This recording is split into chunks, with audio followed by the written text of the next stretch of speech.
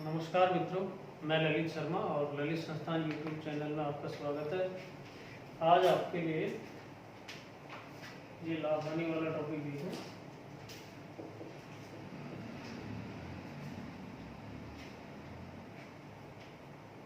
इसमें कभी कभी इस टाइप के सवाल पुटअप होते हैं, जैसे ये कोई सवाल आया, मान लो ये कोई सवाल है, 15 वस्तुओं का क्रय मूल्य 12 वस्तुओं के विक्रय मूल्य के बराबर है, तो लाभ हानि प्रतिशत क्या होगा।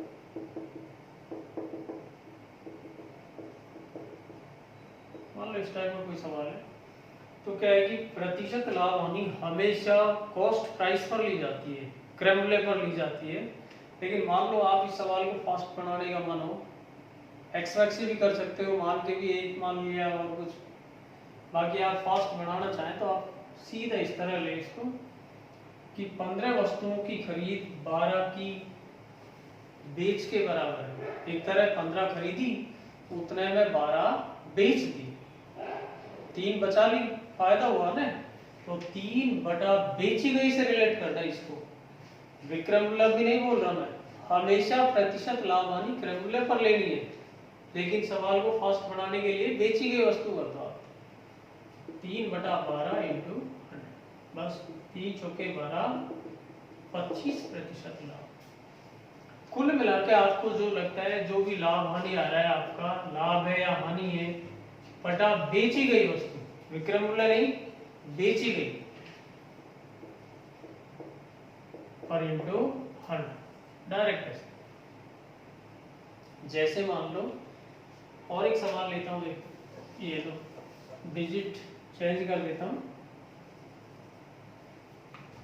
कुछ भी होता, 12 वस्तुओं का क्रय मूल्य 18 वस्तुओं के विक्रय मूल्य के बराबर है, लाभ हानि प्रतिशत क्या होगा। 20 का क्रय मूल्य 18 के विक्रय मूल्य के बराबर है, तो 20 खरीदी, उतने में 18 बेच दी, 2 बचा ली ना, तो 2 बटा बेची गई 18 इंटू 100, दोनों 18। जैसे मान लो और एक देख लो, यही सवाल होता है, ये लो, 20 का क्रय मूल्य 24 वस्तुओं के विक्रय मूल्य के बराबर है। इसका मतलब ये है कि जितने पैसे में आपने 20 खरीदी, उतने में 24 बेची है, तो 4 का नुकसान हो गया ना, तो 4 बटा बेची गई 24 इंटू 100,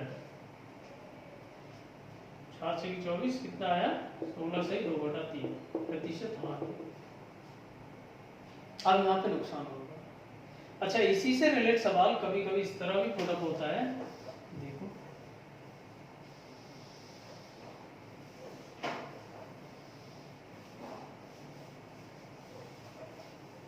मान लो एक कोई सवाल है, एक बेईमान दुकानदार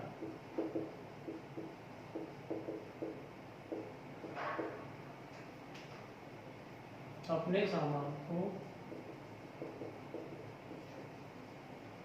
क्रय मूल्य पर बेचने का दावा करता है,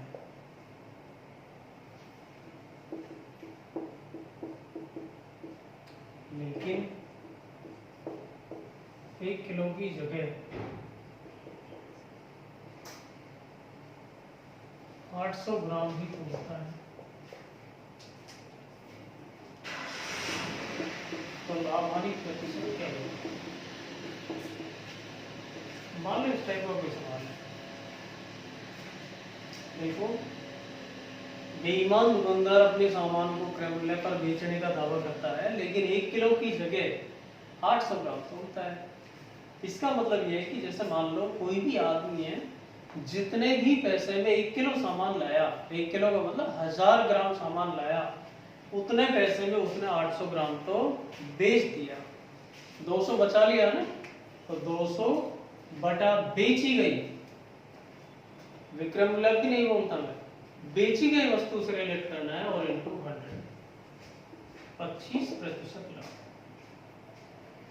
मान लो होता भाई, जैसे मैं इसी में डिजिट चेंज कर दूं, देखो 1 किलो की जगह कुछ भी है 950 ग्राम तो होता है, तो 50 ग्राम बचा लिया बटा बेची गई इंटू 100, 19,595 ऐसे। मान लो होता है 1 किलो की जगह ये लो कुछ ही मान लो 750 ग्राम तो मिलता है, तो 250 बचा लिया ऐसे बटा बेची गई 750 इंटू 100, 25 3 75 ऐसे। कितना प्रतिशत लाभ? 960 ग्राम तो होता है, ये लो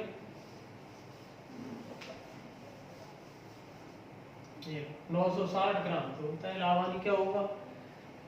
सामान 1 किलो खरीदा, 960 ग्राम बेच दिए इतने में, बचाया कितना? 40 बटा बेची गई इंटू 100, 424 ऐसे। कितना प्रतिशत लाभ? हाँ, अगर ये होता कि 1 किलो की जगह 1100 ग्राम तो होता है, मान ये होता। अब लेकिन उसको बेईमान आप नहीं बोल सकते, कोई मिलने वाला है, ठीक है ना। पर अब मान लो क्रय मूल्य पर बेचने का दावा करता है, लेकिन मान लो घर में कोई सामान जा रहा है, कोई मिलने वाले के पास जा रहा है, तो ठीक है यार ले जा, थोड़ा फालतू है जो। पर एक बात तो है कि खुद तो कितना लाया था? 1000 ग्राम लाया था 1 किलो, बेचा कितना है उसने? 1100 ग्राम। 100 ग्राम का डायरेक्ट नुकसान है उसको। अब 100 का नुकसान है कितने पर? बेची गई और इंटू 100 ऐसे। अब की बार हानि आएगी। ऐसे कुछ भी होता 1200 ग्राम तो होता है, तो 200 का नुकसान हो गया बटा बेची गई इंटू 100, 2 छक्की 12, 16 से 2/3% हानि। ठीक है, लेकिन इस टाइप के सवाल नहीं आते हैं क्योंकि ऐसा होता नहीं है। सवाल खासकर लाभ वाले बनते हैं इसमें। और कैसे आ सकते हैं देखो,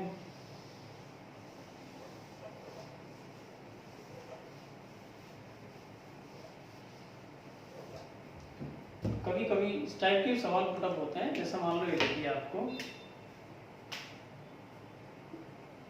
10 रुपए के 11 पेन खरीदे, 11 रुपए के 10 पेन बेचे। देखो अप्रोच काफी हो सकती है आपके पास हल करने के लिए। ठीक है, x मान के करो, 1 मान के करो, 100 मान के करो, जैसे आप चाहो। लेकिन क्या है, डायरेक्ट अब इसको भी चाहो तो आप पहले उसी फॉर्म में बना सकते हो, पर डायरेक्ट आप उठाओ इस सवाल को। 10 रुपए में 11 पेन खरीदे, 11 रुपए में 10 पेन बेचे। आप सीधा इस तरह उठाना इसको, 10 10 100 रुपए में खरीदे, इसको तो मान लो आप 100 रुपए में खरीदे, 11 11 121 रुपए में बेचे, बस। अब आप देखें यहाँ गौर से, तो कितने रुपए कमा लिया उसने? 21 कमाया। 21 रुपए कितने पर? 100 पर कमाया। इसका सीधा मतलब है 21% लाभ, बस। बाय द वे और एक बता दूं, ऐसा कैसा देखो, जैसा मान लो ये होता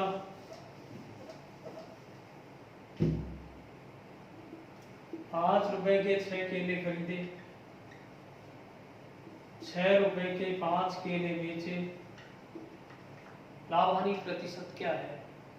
आपका काम बचा 25 रुपए में खरीदे, क्यों मान 6 से 36 रुपए में बेचे, कितना कमा लिया भाई? 11 रुपए लाभ हो गया ना। तो प्रतिशत लाभ 11 का लाभ है, कितने पर? क्रय मूल्य है 25 और इंटू 100, 2500 के 44% लाभ। जैसे कोई जरूर नहीं कि ये ऐसे डिजिट है या 5 है 6 या 6 5 है, कुछ भी आता आपका। जैसे और बताता हूँ आपको, देखो ये होता कि 2 रुपए के 5 नींबू खरीदे, 3 रुपए के 4 नींबू बेचे, लाभ हानि प्रतिशत क्या है? तो देखो 4 दूनी 8 रुपए में तो खरीदे, क्यों आ 3 पंजे 15 रुपए में बेचे, कितना कमा लिया भाई? 7। कितने पर? 8 पर। 100 पर कितना? 900। 87.5%। ठीक है, जैसे और देखो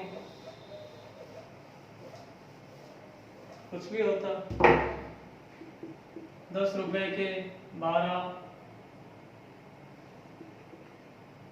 अमरूद खरीदे, 15 रुपए के उसी मान लो 20 अमरूद बेचे, लाभ हानि प्रतिशत क्या है? आपका काम 20 10 200 रुपए में खरीदे, फिर 15 12 180 रुपए में बेचे। गौर से देखें, 20 का नुकसान है, कितने पर है भाई? 200 पर। परसेंटाइल लॉस जो आएगा, प्रतिशत हानि कितना आएगा? 20 का नुकसान है, कितने पर? 200 पर। 100 पर गुना 100, 10%। तो मेरे को लगता है ये आपको समझ में आया होगा। और भी कैसे आ सकते हैं देखो,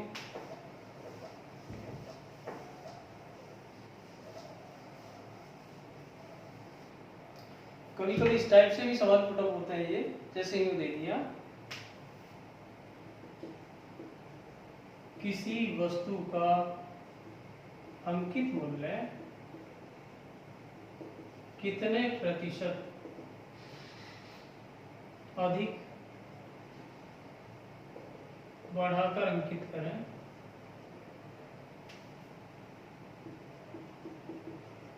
कि 10% की छूट के बाद भी 8% लाभ हो जाए। मान लो ऐसा कोई सवाल है, देखो तरीके बहुत हैं, कितना परसेंट अधिक अंकित करें। आप चाहो तो ऐसे भी तरीका होता है कि लोग कितना परसेंट, हालांकि उसको भी यूटिलाइज मत करना चाहिए, कितना परसेंट अधिक चाहिए तो सीधा आप ऐसे कर सकते हो, लाभ प्लस छूट, 100 माइनस छूट इंटू 100। क्या मतलब है लैंग्वेज का? मतलब ये देखो, कितना प्रतिशत अधिक अंकित करें कि 10 की छूट के बाद भी 8 का लाभ हो जाए। तो लाभ प्लस डिस्काउंट 8 और डिस्काउंट क्या है 10, तो 18 हो गया।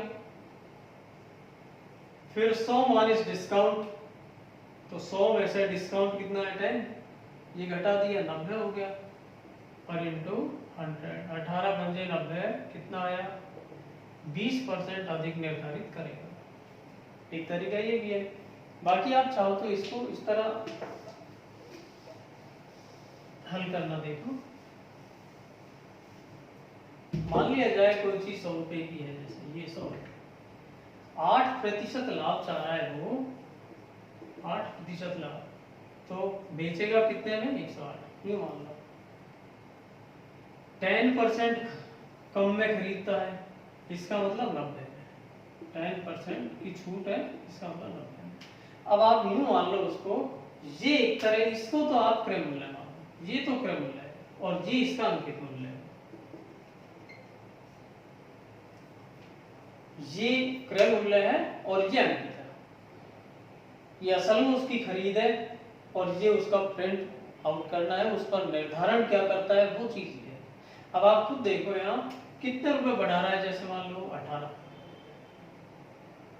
18 बढ़ाया, कितने पर बढ़ाया 90 पर, 100 पर कितना गुना 100, 18 एकम 18 पंजे पंजे 20, कितना परसेंट अधिक निर्धारित करेगा 20। जैसे मान लो और दूसरा सवाल लेता हूं, देखो कुछ भी होता है,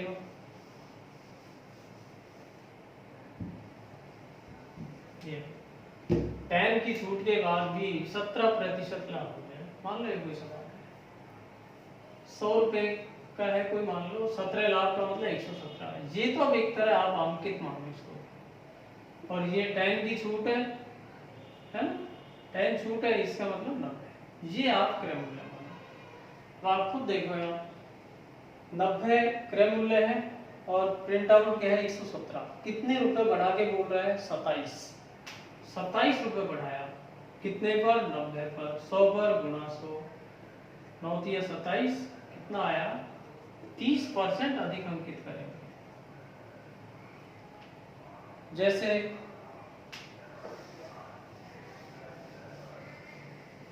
मान लो ये होता, थोड़ा और चेंज करता हूँ मैं, देखो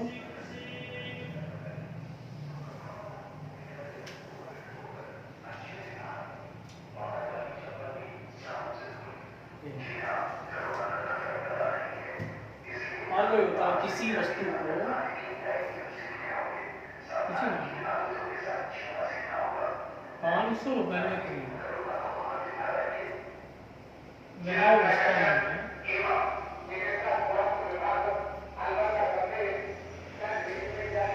कितने रुपए निर्धारित करें,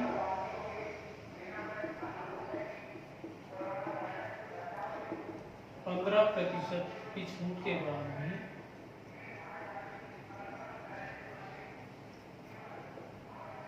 19% लाभ। मान लो एक सवाल है, किसी वस्तु को 500 रुपए में खरीदा, वह उसका मूल्य कितने रुपए निर्धारित करे, प्रिंट आउट। मान लो ये कोई सवाल है अपना, किसी वस्तु को 500 रुपए में खरीदा, उसका मूल्य कितने रुपए निर्धारित करे, कितना प्रिंट आउट करे उस पे कि 15 की छूट के बाद भी 19% लाभ हो जाए। तो आपका काम हो, ये देखो मान लिया जाए ये लो 100 है, 19 का लाभ भी होना चाहिए, इसका मतलब 119, 15 की छूट है, इसका मतलब 85। आपको मैंने एक ही बात बताई, ये तो एक तरह क्रय मूल्य मानो और ये क्या है, अंकित मूल्य मानो। ये क्रय मूल्य और ये अंकित मूल्य। अब 500 रुपए में खरीदा, इसका मतलब ये चीज आपको दिखा रखी है, ठीक है। आपको प्रिंट आउट देखना है कितना होगा, आप रेशो ले लो ना डायरेक्ट ही भाई, यहाँ परसेंटाइल निकालने की सीधा कोई आवश्यकता नहीं। देखो 17 पंजे 85, 17 सत्ते 119, और आपको ये दिखा रखा है कि 5 अनुपात का मतलब क्या है, 500 है, 1 अनुपात का मतलब 100 हुआ, 7 का मतलब क्या हुआ, 700। तो कितने रुपए निर्धारित करेगा वो, 700। इसको कभी कभार देखो ऐसे भी डाल सकते हैं सवाल को, जैसे मान लो ये दे दिया आप,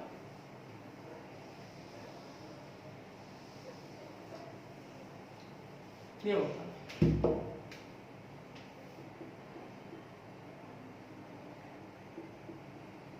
किसी वस्तु को कुछ ही मान लो 19,367 रुपए में खरीदा,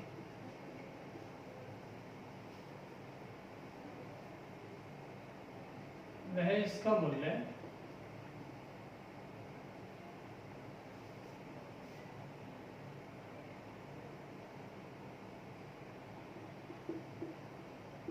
इस तरह निर्धारित करता है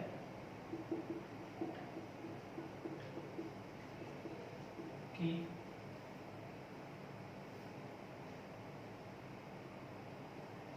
20% की छूट के बाद भी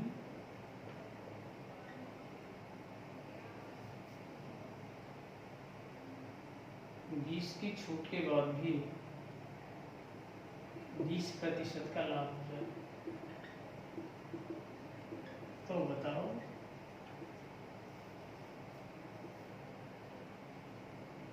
वस्तु के क्रय मूल्य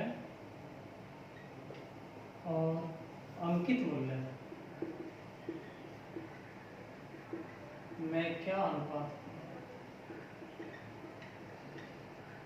देखो अब क्या है, कुछ सज्जन क्या करते हैं, परसेंटाइल निकालते, पहले कितना परसेंट बढ़ा के बोलेगा, फिर वो परसेंट को इससे निकालते, फिर इसमें काउंट करते, जोड़ते, फिर रेशो निकालने में लग जाते। बाकी इतनी कोई आवश्यकता नहीं है, आपको है इसकी कोई यूटिलिटी मतलब ही नहीं है, इससे तो कोई लेना देना नहीं। सही बात है, देखो जैसे मान लो मैंने आपको अभी बताया कि मान लो 100 रुपए की चीज़ है, जैसे अब 20% की छूट के बाद भी 20 का लाभ हो जाए, 20 का लाभ हो जाए 120, और 20 की छूट है 80। और मैंने आपको एक ही बात बताई, ये क्या चीज है, ये तो क्रय मूल्य आता है और ये अंकित मूल्य आता है।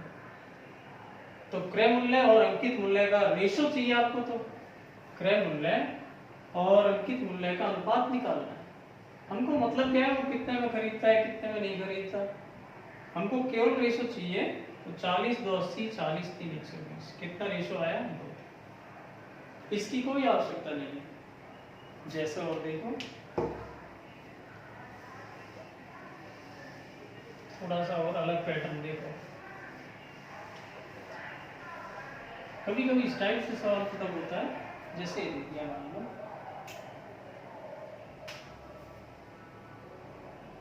कुछ ही होता है, जैसे ये 1 रुपये में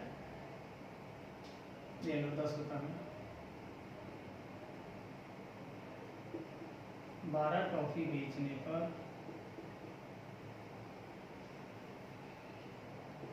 20% हानि होती है, तो 10 रुपये में कितनी टॉफी बेचे?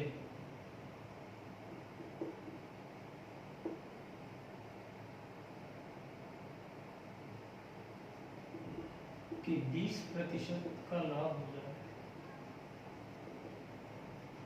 तो देखो तरीके काफी है, लेकिन आप सीधा इसको इस तरह करेंगे। एक तो क्या है, जब भी इस टाइप का कोई सवाल पुटअप होता है, ये चीज चला के कांस्टेंट देता है, चला के। अगर अपसाइड भी है तो उसका भी तरीका बता दूंगा, देखो। बाकी ये कांस्टेंट होती है। अब बात को समझो, इसमें बेसिक फंडा क्या है कि भाई कोई भी सामान ले आया हो, अब जितना कम देगा उतना ही फायदा है, और जितना ज्यादा देगा उतना ही नुकसान है उसको। तो ये इसमें कॉन्सेप्ट काम करेगा। ये रुपए चला के बराबर होते हैं, और यदि वो अपसेट है तो उसका भी तरीका बता दूंगा, देखो। तो 10 रुपए में 12 टॉफी बेचने पर 12 बेचने पर 20% हानि है, तो 12 गुना 80। अब 10 रुपए में कितनी बेचे हमको ही पता नहीं, x मान ली कि 20 का लाभ हो जाए गुना 120, बात खत्म। 0 0 12 से ये 12 का x का मान आया क्या, इसका मतलब कितनी टॉफी बेचेगा वो 8। अब देखो होता क्या है कि ये जो चीज आती है ना, ये इस रुपए की होती है असल में। अब गलती से यहाँ पे चेंज कर दिया, 10 की जगह 20 रुपए होता मान लो, तो आप बात को समझो, 10 रुपए की 8 बेचेगा, ये इस रुपए की आएगी। अब 20 होता तो सीधी सी बात है 8 दूनी 16 बेच देगा। 30 रुपए होता 8 के 24 बेच देगा। नहीं साहब 5 रुपए ही है, तो हम इतना जानते हैं कि ये जो चीज आ रही है वो इस रुपए की है। अब 10 रुपए में 8 बेच रहा है, 5 है मान लो, हाँ तो 4 बेचेगा, ठीक है ना। जैसे मान लो और एक सवाल देखो, ये लो इसी में डिजिट चेंज कर देता हूं,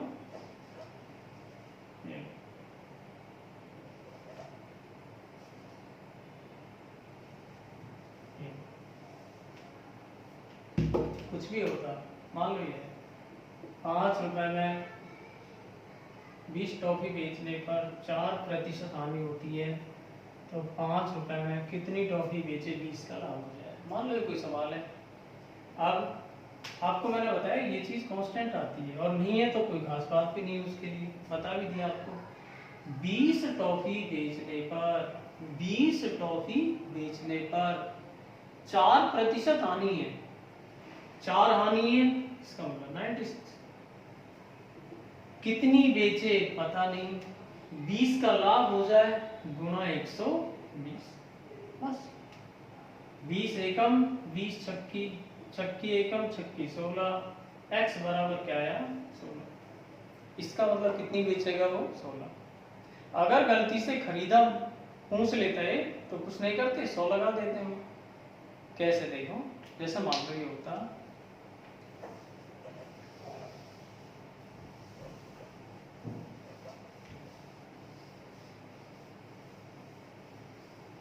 मान लो ये होता 2 रुपए में 10 टॉफी बेचने पर 40% लाभ होता है, तो 2 रुपए में कितनी खरीदी, कितनी टॉफी खरीदी। मान लो ये होता आपकी बात खरीदी। अब आपका काम 2 रुपए, ये तो कांस्टेंट है, छोड़ो इसको, तो आप चलो ये, ठीक है ना, चला के कांस्टेंट मिलता है। अपसेट है तो कोई खास बात भी नहीं है। 10 टॉफी बेचने पर 40 लाभ है गुणा 140। फिर तो बताओ 2 रुपए में कितनी खरीदी, कितनी खरीदी पता ही नहीं, और ये खरीदी है ना 100 कर दो। सीधी सी बात है, खरीदा हुआ मानता है वो, 100 करना है। हाँ जी 20 कितनी बेचे कि 20 का लाभ हो जाए, 120 कर दिया। कितनी बेचे कि 10 हानि हो जाए, 90 कर दिया। अब कितनी खरीदी, खरीदी का मतलब 100 करना है। पहले जो भी आता है 0 0 0 से 0, इसका मतलब कितनी खरीदेगा वो 14। तो मेरे को लगता है ये समझ में आया होगा आपको। देखो